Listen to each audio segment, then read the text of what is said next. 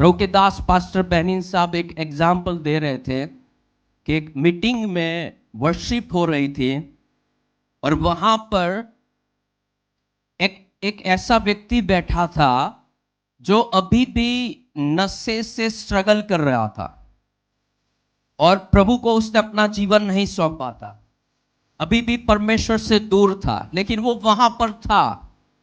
और जब परमेश्वर की आत्मा का अभिषेक वहां फ्लो कर रहा था, बह रहा था, वो मसा उस पर भी रब हो गया, एक पात्र से दूसरे पात्र में पास ऑन हुआ।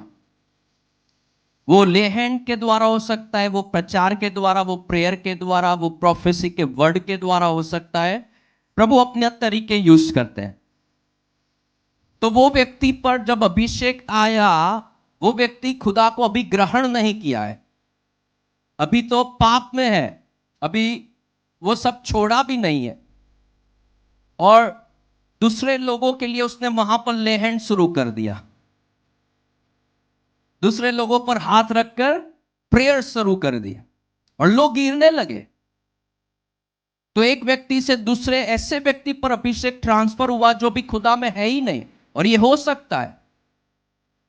और वो वहां पर दूसरे पर लेहन भी शुरू कर देते और दूसरे लोगों के ऊपर वो मसा ट्रांसफर होता है और दूसरे लोग गिरने लगते हैं।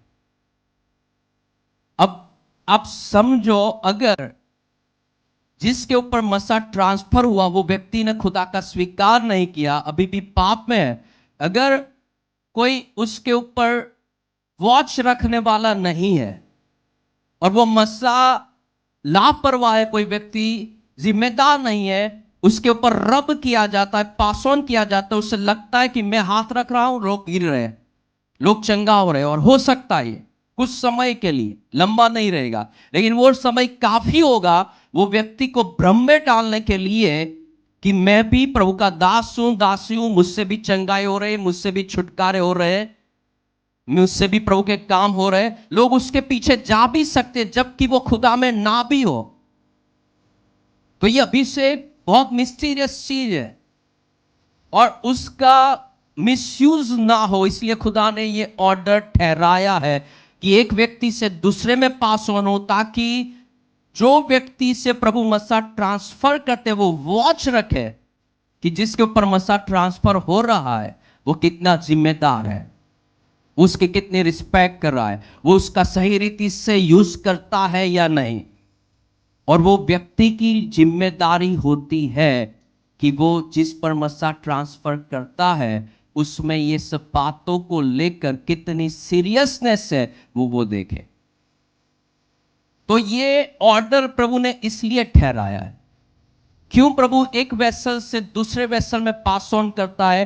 ताकि मान लो कोई प्रभु का दास है, दासी, उसके द्वारा किसी एक व्यक्ति में वो मसा ट्रांसफर किया जाए, फिर अकाउंटेबिलिटी बनती है उस व्यक्ति की, वो जिम्मेदारी से चले, लापरवाह ना बने, उस मसा का सही इस्तेमाल करे, चाहे वो पर्सनल लाइफ के लिए हो, चाहे अपने आत्मिक जीवन के लिए हो, उसका मिसयूज कहीं पर ना हो।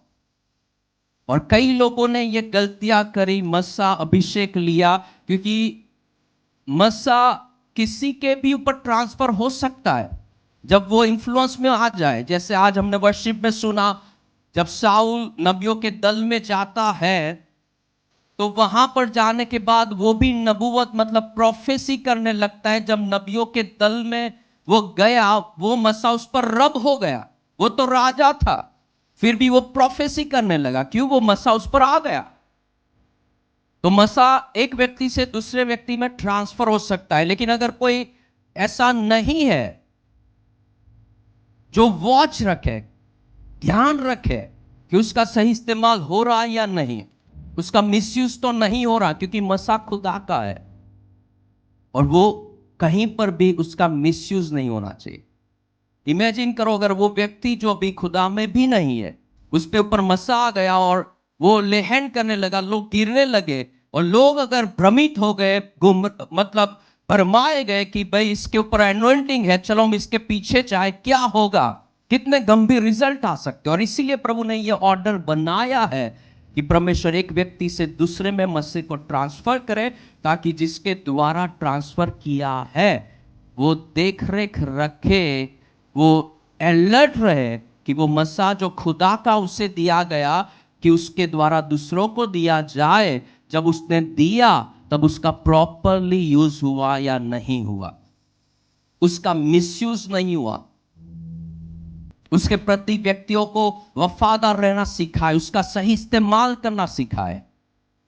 तो इस रीजन से परमेश्वर ज्यादातर केस में एक व्यक्ति से दूसरे व्यक्ति में मसीह को ट्रांसफर करते हैं, ताकि जो अभिषेक ले रहा है वो जिम्मेदारी में बना रहे, लापरवाह ना बने। आमीन।